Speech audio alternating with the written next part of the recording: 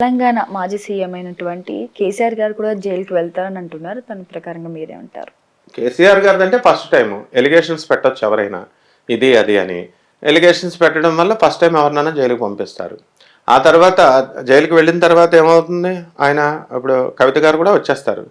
మన కేజ్రీవాల్ రాలేదా? జైలు అంటే అసలు భయం ఎందుకు? జైలు జైలు జైలు అంటే jail is a government hostel, correctional department, అది కరెక్షనల్ సెంటెన్స్ అంతే. అక్కడికి వెళ్తారు, కరెక్ట్ అవుతారు, వస్తారు. వెళ్ళాలి, ప్రతి మనిషి జైలుకి వెళ్ళాలి.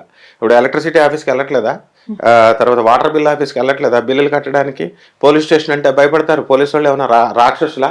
లేకపోతే జైలర్ ఎంత బాగా చూసుకుంటారంటే, జైలరు వాళ్ళు మా గురువు గారు అయినటువంటి అడిషనల్ డీజీగా చేసినటువంటి రాజీవ్ త్రివేది గారు ఆ జైలు డైరెక్టర్గా ఉన్నప్పుడు నేను ఆయన తరచూ కలుస్తూ ఉండేవాడిని.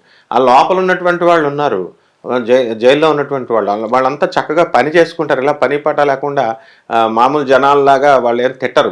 ఒక్కసారి ఏదో ఉద్రేకాల్లో వెళ్ళినటువంటి వాళ్ళు పశ్చాత్తాపంతో తెలుసుకొని వాళ్ళు చక్కగా కార్పెంటరీ వర్క్ అని, ఈ వర్క్ అని, ఆ వర్క్ అని చదువుకుంటారు.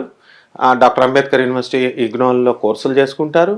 బయటకు వచ్చి మంచి మంచి ఉద్యోగాలలో కూడా వెళ్తారు. ఈవెన్ కన్విక్షన్ అయినా కూడా మంచిగా ఉద్యోగాలు ప్రైవేట్ జాబ్స్లోనూ మంచి పొజిషన్స్లోకి వెళ్ళినటువంటి వాళ్ళు ఉన్నారు.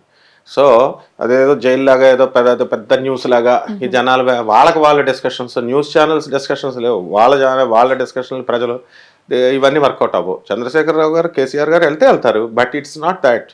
ఎందుకంటే కాంగ్రెస్ స్ట్రాటజీ ఎప్పుడు కూడా మెయిన్ పర్సన్స్ పంపాలి. అలాగే కేటీఆర్ గారు కూడా వెళ్తారు అంటున్నారు. In case by chance KTR గారిని పంపిస్తారు. కారణం ఏంటంటే కాంగ్రెస్ స్ట్రాటజీ చెప్తున్నాను. ఎలిగేషన్స్ అన్ని పక్కన పడేసేయండి. కాంగ్రెస్ వాళ్ళు, బీజేపీ పార్టీ వాళ్ళ స్ట్రాటజీ ఏంటంటే తండ్రులను పంపరు, మెయిన్ క్యాండిడేట్స్ని పంపరు, వాళ్ళ పిల్లల్ని పంపిస్తారు. అందులో ఒక భాగంగానే కవిత గారిని పంపించారు. అలాగే ఇప్పుడు కేటీఆర్ గారిని పంపిస్తే పంపించవచ్చు, అది వేరే విషయం. కానీ మెయిన్ తలకాయని పంపిస్తే మళ్ళీ ఆయనకు సింపతి వచ్చేస్తుంది. తర్వాత ఆయన మళ్ళీ పికప్ అయిపోతాడన్న ఉద్దేశంతో ఈ పార్టీ సమీకరణలు అలా ఉంటాయన్నమాట. ఎందుకంటే దే ఆర్ నేషనల్ పార్టీస్, అలా చీప్గా బిహేవ్ చేయవు. వీళ్ళు కేసులు పెట్టేసుకోవడాలు, జైలుకి పంపించడాలు అలా ఉంటాయి. ఆయన జైలుకి పంపిస్తే ఏమవుతుంది, ప్రజల్లో సానుభూతి పికప్ అవుతుంది. సో కేసీఆర్ గారు జైలుకి వెళ్ళే సమస్య లేదు. ఒకవేళ ఏమన్నా కేటీఆర్ గారు వెళ్తారు అనుకుంటే ఎలిగేషన్స్ పెడితే ఏం చేస్తారు మరి? ఇప్పుడు ఫాల్స్ ఎలిగేషన్స్ అవ్వచ్చు, లేకపోతే ట్రూ అవ్వచ్చు, ప్రజలకి ఏం తెలుసు?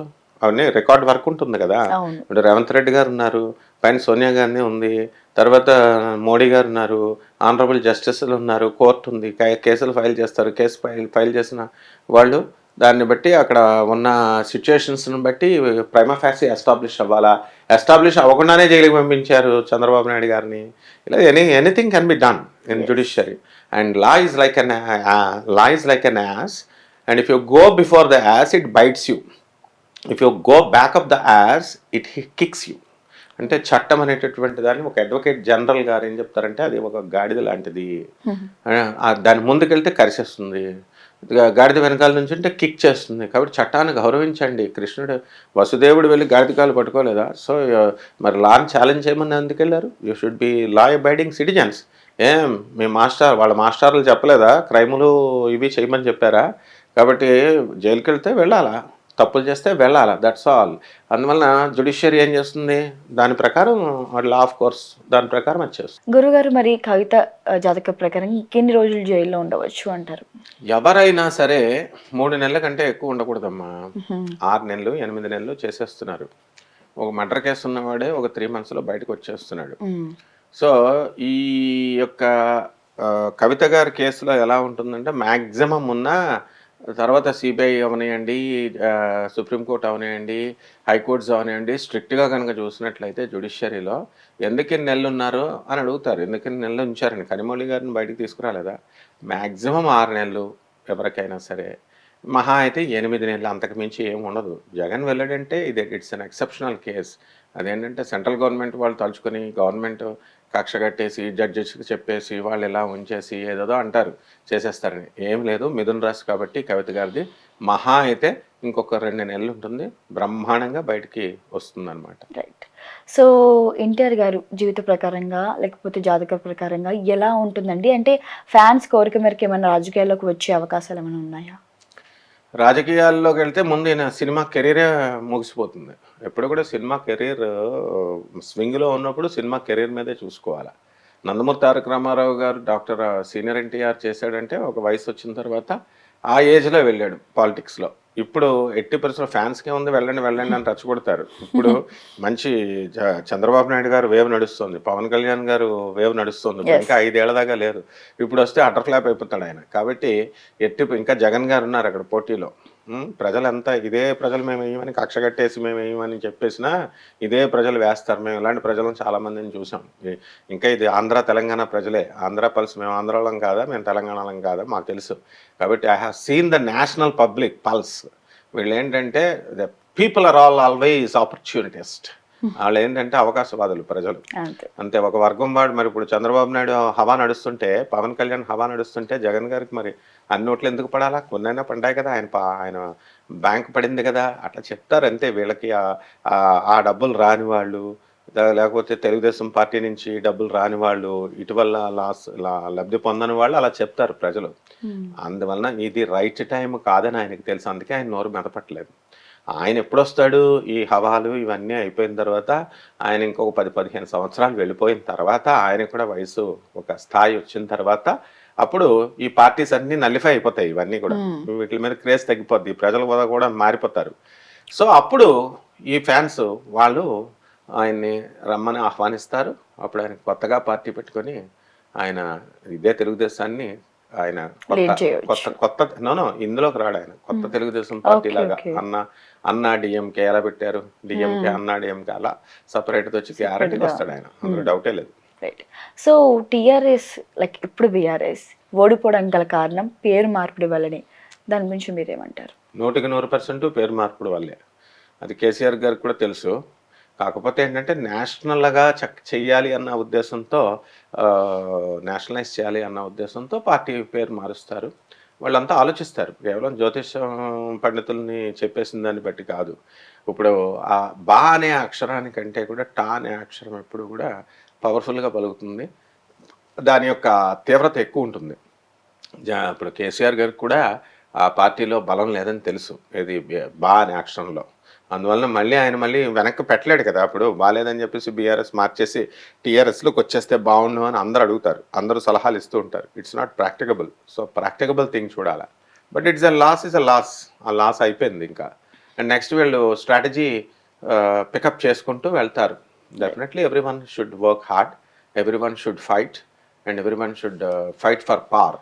వైఎస్ షర్మిల గారి జాతక ప్రకారంగా రాబోయే రోజుల్లో తన జీవితం ఎలా ఉండబోతుంది రాజకీయ ప్రకారంగా? షర్మిల గారు ఏమో అమాయకురాలు కాదు.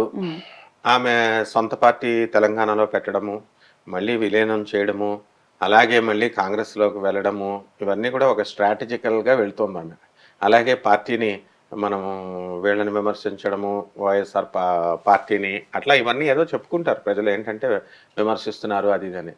డెఫినెట్గా ఆమె జాతకంలో ఒక హోదాను అనుభవించేటటువంటిది ఉంది. డెఫినెట్గా ఒక సెంట్రల్ మినిస్టర్ కానీ, లేదా ఎంతోమంది అవుతున్నప్పుడు షర్మిల అవ్వడానికి ఏముంది? మామూలు కేర్ ఆఫ్ అడ్రస్ లేనటువంటి వాళ్ళు, ముక్కు మొహం తెలియనటువంటి వాళ్ళు అవుతున్నారు. డాక్టర్ రాజశేఖర రెడ్డి ప్రియమైనటువంటి పుత్రిక అండ్ నా శిష్యురాలు ఆమె. అందువలన ఎట్టి పరిస్థితుల్లో she will one day become the central minister or the governor of any state. అందులో ఆశ్చర్యం లేదు, త్వరలోనే అవుతుంది. జగన్ గారి కూతుర్లకి రాజకీయ ప్రకారంగా ఏమైనా వచ్చే ఉందా? రాజకీయంలో వాళ్ళ జాతకం ప్రకారంగా ఎలా ఉండబోతుంది? వాళ్ళు వండర్ఫుల్ స్టూడెంట్స్ అమ్మ. వాళ్ళు మెరిటోరియస్ స్టూడెంట్స్, సొంత ప్రతిభతో అద్భుతమైనటువంటి మార్కులతో వాళ్ళు స్టాన్ఫర్డ్ యూనివర్సిటీ, లండన్లో ఇలా రకరకాల ఇంకా చాలా రకాల కోర్సులు చేస్తున్నారు వాళ్ళు. And they are having their own industries, they are having their own businesses. వాళ్ళు ఎంతో కెరీర్ పరంగా వెళ్ళాలా, ఈ డర్టీ పాలిటిక్స్లోకి రారు వాళ్ళు. ఇప్పుడప్పుడే రారు. ఎందుకంటే వాళ్ళ ఫాదరే ఇంకా ఫైట్ చేయాలి, ఇంకా 30 సంవత్సరాలు ఫైట్, టగ్ ఆఫ్ వార్ ఇవ్వాలి, ఇచ్చి ఫైట్ చేయాలా.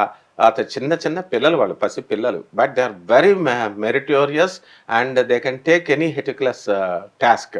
ఎలాంటి వాళ్ళ దగ్గర నేను చూసింది ఏంటంటే, ఎలాంటి కఠినమైనటువంటి సమస్యనైనా సరే పరిష్కారం చేసే ధైర్యము, దమ్ము ఆ పిల్లలకు ఉంది. ఎందుకంటే యూనివర్సిటీ ప్రొఫెసర్స్తో మేము ఇంటరాక్షన్లో ఉంటాం. So they are very intelligent, promising students and wonderful students వాళ్ళు.